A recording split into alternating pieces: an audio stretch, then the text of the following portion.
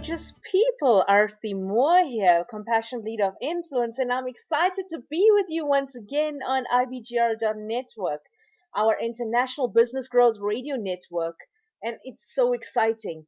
I'm Arthie Moore, co-founder of Key Leadership Institute with Moore-Robberts, who you heard earlier. Absolutely stunning human being. And I just love a lot of the people that are on our radio station. So I wanted to say welcome wherever you are. If this is the first time you're coming to our show, welcome, welcome, welcome. And if you're listening live or to one of our recordings, you can always connect and interact with us on social media, on Facebook, Instagram, LinkedIn, Twitter, and more importantly, on our IBGR.network website. Now, I have some exciting news. I'm so thrilled and excited to tell you, people. We have been looking at all of the stats, and we now have followers from over 141 countries. Now, I cannot tell you what a stunning accomplishment that is. And before I do or say anything today about today's show, I just want to say well done, Donna Kund and Bill Eastman or William Eastman for being such incredible visionaries. Well done to our over 40 hosts from around the world who are bringing their shows to you in every time zone. So if you think about it, our radio station is live and kicking 24/7.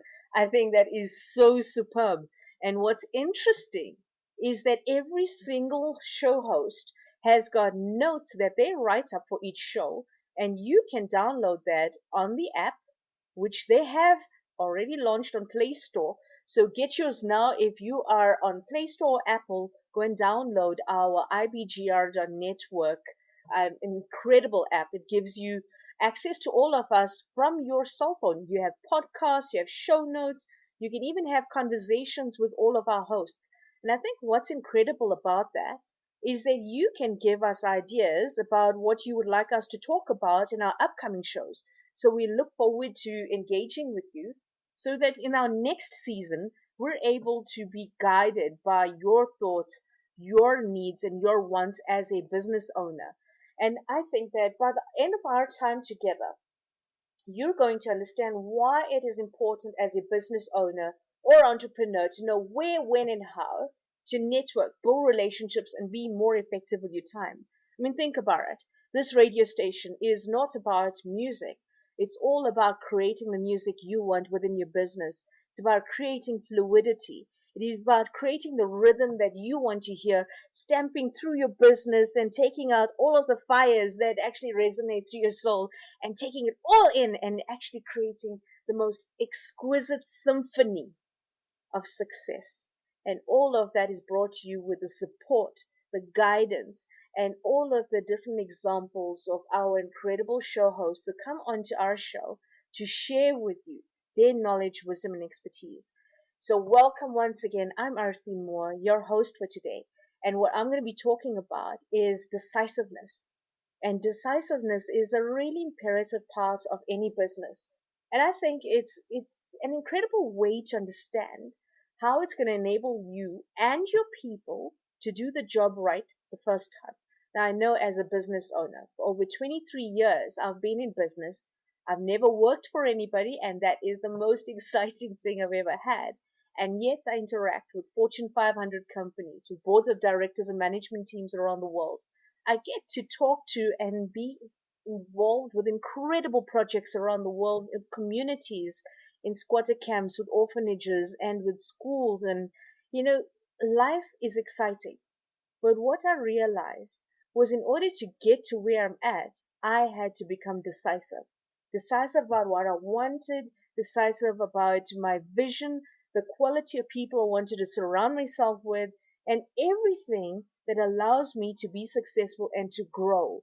And so when I look at every part of business, I realize that it is important to engage and grow, to always empower and to encourage people. My question to you today: how much of an encourager are you to yourself, firstly? And how much of an encourager are you to the people around you? Because in order to be decisive, I realize that there are many, many, many areas that we need to grow into. We've got to lead ourselves before we can lead others. And that's talking about empowering ourselves. Now, when I looked at some of the greatest issues associated with employees, is that there's a lot of confusion because they don't realize or understand what level of autonomy they have to perform their duties to the best of their ability. So what can we do differently as business owners? What can we do differently by asking ourselves important questions that allows us to have insights into the reality of how we actually lead our businesses, how we actually engage with people.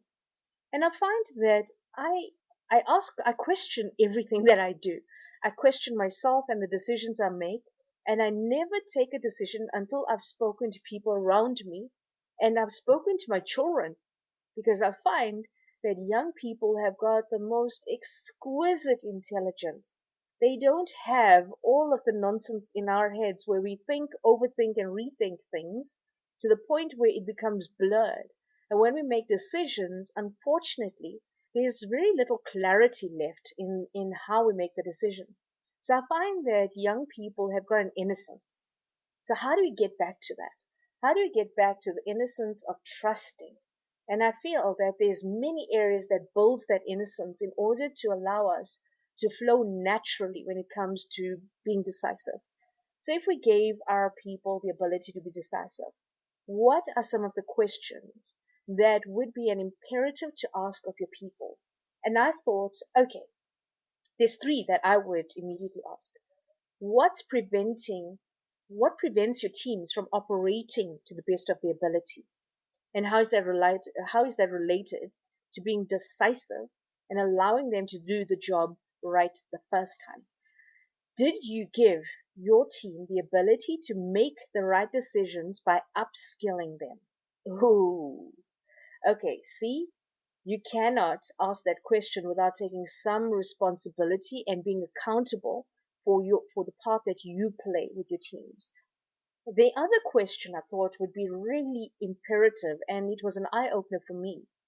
Can you fully trust your people to take a certain amount of control without dominating or micromanaging them? Now, I think those are important as we embark on understanding our show objectives for today. And I think that it's important to ask, as business owners, how can we upskill our people to do the job right the first time? And so when I looked at some of the areas, and I'm going to talk into many of these areas over this episode.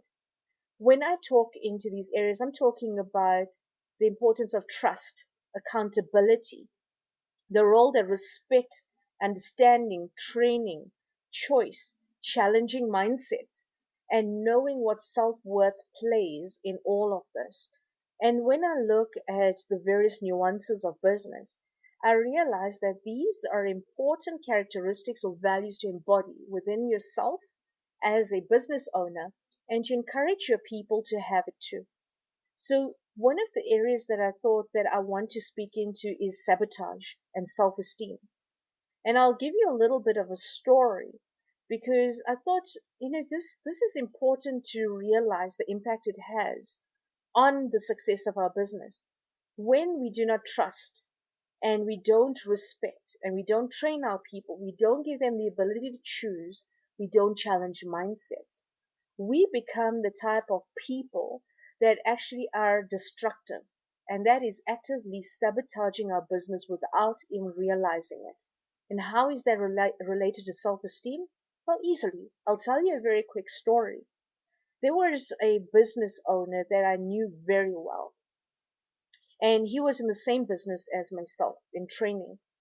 And I used to watch him in awe as he destroyed the people around him. Now, he was the type of person who loved to be center stage and out front. He always micromanaged people and embarrassed and belittled his staff. He never acknowledged them, never praised and honored them, never gave them benefits of the doubt, never allowed them to make a decision. So in the training environment, he was the go-to person for every single thing, from the decor to the way things were structured to the equipment they would use. He was micromanaging every single thing, and he had a competent team of incredible people around him. And I watched as he destroyed this team. And what that was his self-esteem prevented him from growing his people. He never trusted them because he didn't trust himself. You see, I think that trust goes both ways. If you do not have self-trust and self-respect, you will then use that and mirror it on other people. You find that people need to be nurtured and they want to be acknowledged, right? And I spoke about this in a few episodes before about how acknowledgement plays a role in this. But the after effects of what he did in terms of sabotaging his team was they created a don't care attitude. They were less hardworking, they complained all the time, and they became insecure. Now, how do you expect people to do the job right the first time?